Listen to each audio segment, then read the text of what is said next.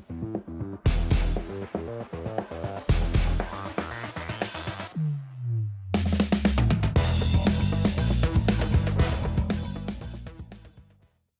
guys, welcome back to the channel. Thanks for tuning back in. You know, I've done a lot of videos recently on the 5 things that you need to understand about forage species and 5 things that you need to understand about vegetation. Because if you understand the forage and you understand the vegetation that the fish are utilizing, it's going to make you a more successful fisherman because you'll be able to target the predator species that you're after because you know where they're living and what they're eating. So it's really important to understand not just the forage, but also the vegetation and where those fish live.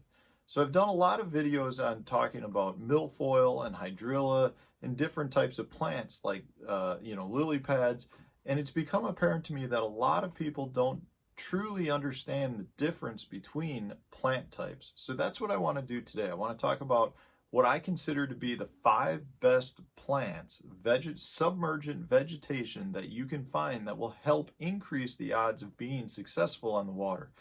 Because not all submergent vegetation holds fish as well as other types. So the first one that I want to talk about is milfoil. Milfoil is an invasive exotic species that a lot of people want to get rid of, so there's a lot of spraying, a lot of different types of weed control that are done. But milfoil is a really good plant for holding different types of fish as well as the forage that they're feeding on.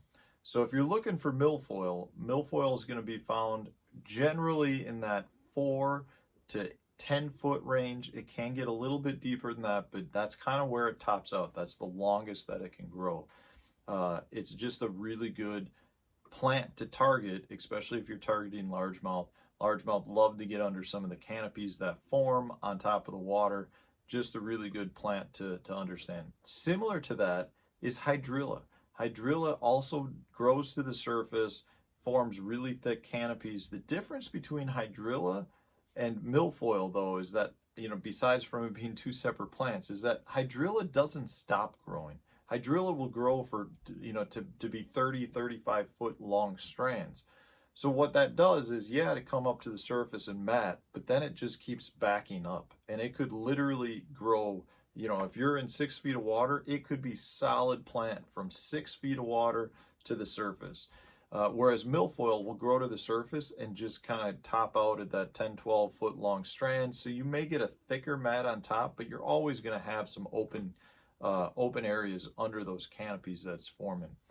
Hydrilla is a very coarse weed as well. It's tougher to break through than milfoil. Milfoil you can generally cut through or pull out of easier than if you get really clogged up in hydrilla. It's just a much more coarser weed. And hydrilla, again, is a phenomenal weed to fish. There are places around the country that if you're not fishing the hydrilla in a lake, you're probably not catching many fish. It can, however, completely choke out areas on the lake where there just is not enough room to support life form, really, is what it comes down to. But you need to understand the difference between your milfoil and your hydrilla. The next type that often gets misidentified for both of those is what's called coontail.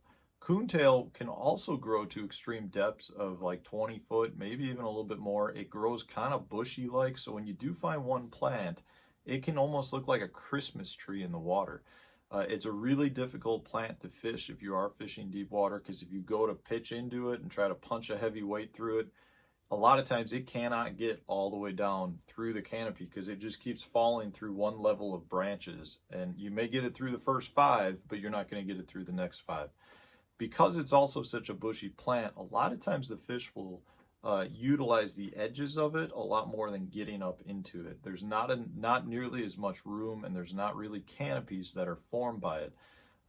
So it's usually a better plant, in my opinion, to fish around the edges of it versus trying to really try to get down right into the middle of it, because it becomes extremely difficult to do that. Those 3 plants, though, coontail, hydrilla, and milfoil, oftentimes get completely misidentified and just get confused with one another.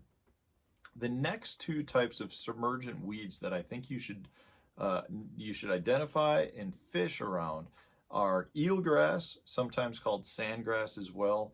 This is a long leafy weed blade, similar to like what your grass would look like if you let it grow to be 2 or 3 feet off the bottom.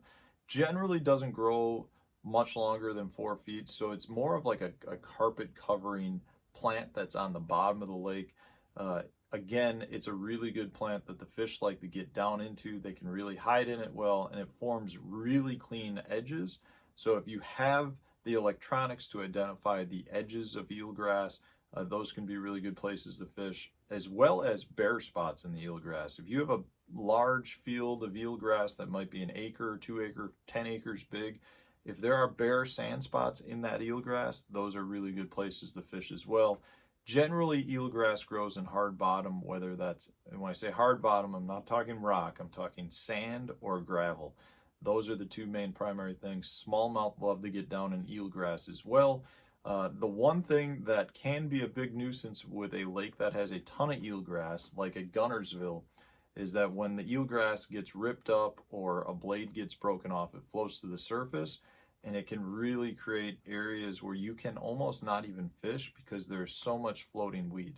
So the only way to fish it would be to drag a bait through the bottom, or to, just pitch a jig around in any holes that are floating. It's really tough to throw a bait that's got treble hooks or an exposed hook if you have an area where a lot of that broken off eelgrass is floated to the surface and the wind pushed it into a certain area. So it's one of those things that you may have an area that's got a ton of fish in it, but you cannot fish it properly because there's too much floating weed.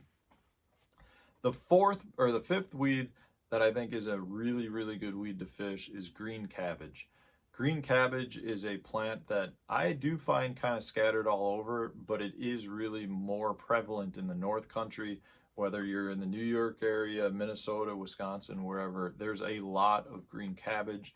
Green cabbage will generally grow down to about that 14-foot depth max, and it grows much more spread out. So, you might have a thick clump of cabbage.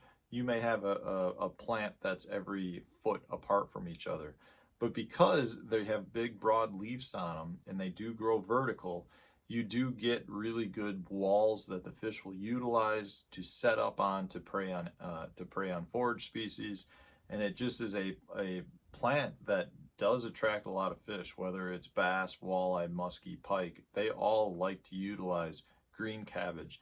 And it is really different than these other plants that were, discussed about, just because it is much more broad-leaved, much more spread out, but the fish like to get down in them.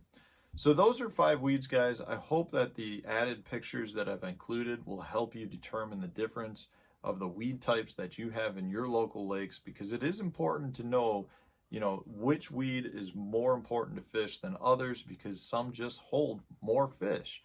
If you've got a lot of that pond weed or scummy weed or little single strand grass, it's not nearly as productive as fishing some of these other primary weeds that I've just mentioned.